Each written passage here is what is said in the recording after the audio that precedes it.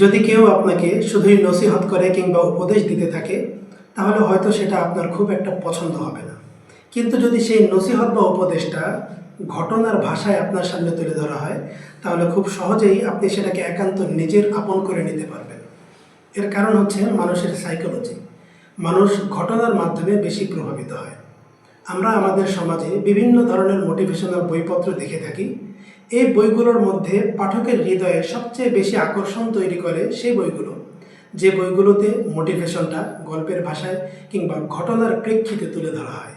আমার হাতে থাকে একটি বই দেখতে পাচ্ছেন, বইটির নাম ডোপামিন।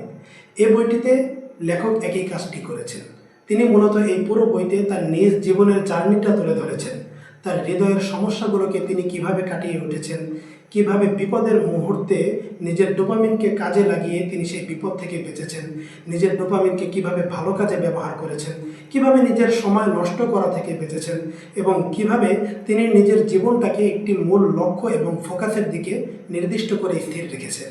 তার পুরো জার্নিটা এই বইতে তিনি ঘটনা এবং মোটিভেশন উভয়ের সংমিশ্রণে তুলে ধরেছেন, যার ফলে পাঠক এই বইটাকে খুব বেশি পছন্দ করছেন, কারণ পাঠক খুব সহজেই এটাকে আপন করে নিতে পারছেন।